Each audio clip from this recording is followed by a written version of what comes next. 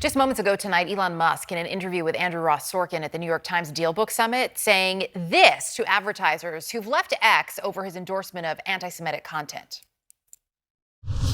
If somebody's going to try to blackmail me with advertising, blackmail me with money, go yourself.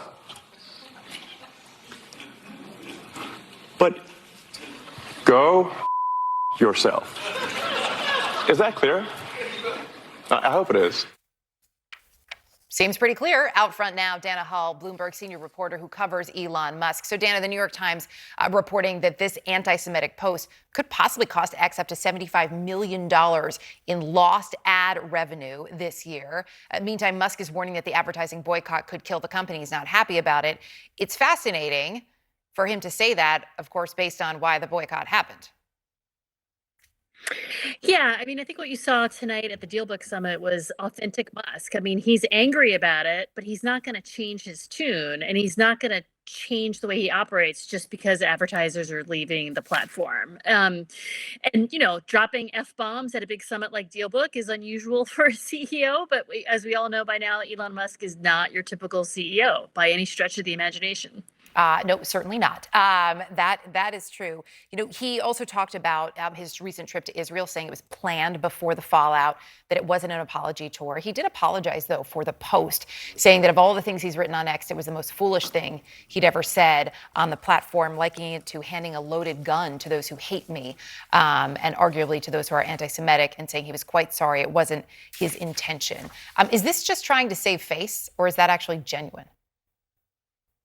I think it's a mixture of both. I mean, we finally get this sort of quasi apology, 2 weeks after the initial post that is still up on the platform. It has not been deleted.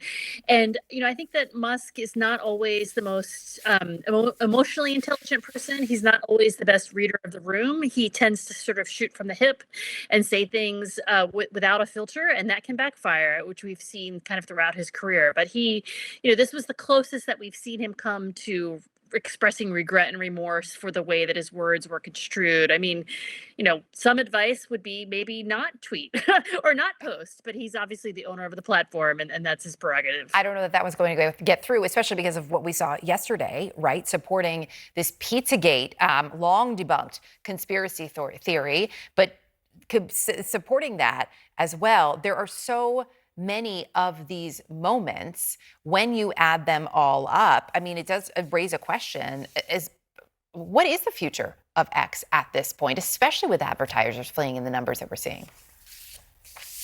I think that Musk is really trying to pivot to a subscription model where he wants creators and people who, want to be on X to pay for different levels of access. And he does not want to be beholden to advertisers. And this is sort of the wild irony here is that Musk created Tesla, this incredible force in the automotive industry, without relying on advertising at all. And then he bought this social media company that is heavily dependent on advertising. And I think that that's sort of a circle that he can't square.